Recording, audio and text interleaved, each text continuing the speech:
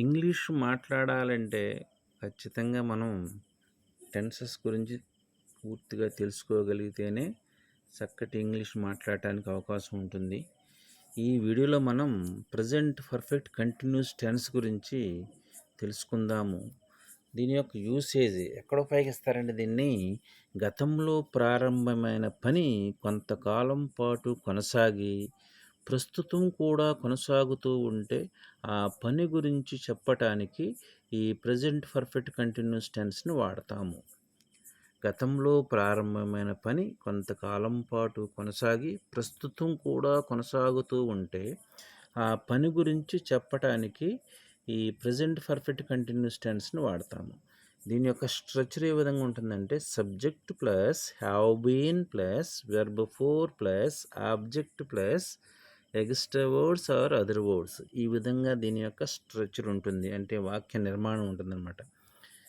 ఈ వీడియోలో మనం I, we, you, they plural noun noun అంటే బహువచన నామవాచకం అనమాట.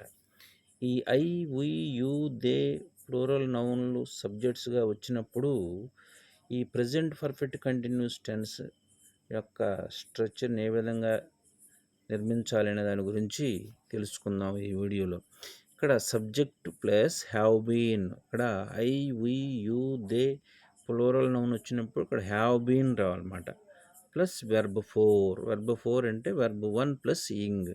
వెర్బ్ 1కి ఇంగ్ చేరిస్తే వెర్బ్ 4 అవుతుంది అన్నమాట. Giving, eating, taking, seeing, running, ఇవన్నీ వెర్బ్ 4 కింద వస్తాయి అన్నమాట. Keywords or clue words, keywords అన్న క్లూ వర్డ్స్ అన్న ఒకటే. ఇక్కడ సిన్స్ అనే ఒక కీవర్డ్ని ఉపయోగించాలి, అంటే పాయింట్ ఆఫ్ టైం, ఫలానా పాయింట్ నుంచి పని జరుగుతుందని చెప్పడానికి పాయింట్ ఆఫ్ టైం అంటాం. ఫర్ పీరియడ్ ఆఫ్ టైం అంటే ఒక పర్టికులర్ పీరియడ్, ఎంత టైంలో ఈ పని జరిగింది అని చెప్పడానికి, జరుగుతూ ఉంది ఎంత టైము నుండి జరుగుతూ ఉంది అని చెప్పడానికి ఫర్ అనే కీవర్డ్ని ఉపయోగించి చెప్పాలన్నమాట. కొన్ని కొన్ని ఎగ్జాంపుల్ చేద్దాము.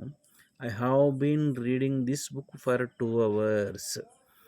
నేను ఈ పుస్తకాన్ని 2 గంటల నుంచి చదువుతూ ఉన్నాను. అంటే ఇక్కడ ఒక పీరియడ్ చెబుతున్నాడు, 2 గంటల నుంచి చదువుతున్నాడు. ఎప్పుడు స్టార్ట్ చేశాడు చెప్తాడు మనకి, పీరియడ్ 2 గంటల నుంచి చదువుతూ ఉన్నానని చెప్తున్నాడు. కాబట్టి ఇక్కడ ఫర్ అనే కీవర్డ్ని ఉపయోగించాలన్నమాట. అట్లాగే they have been playing football since morning, వారు ఉదయం నుండి ఫుట్బాల్ ఆడుతూ ఉన్నారు. అంటే ఇది ఒక పాయింట్, ఉదయం అనే ఒక పాయింట్ నుంచి ఫుట్బాల్ ఆడుతున్నారని చెప్తున్నారు. అంటే పీరియడ్ చెప్పట్లేదు, పాయింట్. కాబట్టి ఇక్కడ ఒక పాయింట్ అనే దాని గురించి, పాయింట్ నుంచి పని జరుగుతున్నదని చెప్తున్నాడు కాబట్టి ఇక్కడ సిన్స్ అని ఉపయోగించాల్సి ఉంటుంది. ఇక్కడ ఒక్కసారి యూసేజ్ని గమనించినట్లయితే గతంలో ప్రారంభమైన పని కొంతకాలం పాటు కొనసాగి ప్రస్తుతం కూడా కొనసాగుతూ ఉంటే ఆ పని గురించి చెప్పడానికి ఈ ప్రెజెంట్ పర్ఫెక్ట్ కంటిన్యూస్ టెన్స్ను ఉపయోగిస్తూ ఉంటాము. Thank you for watching this video.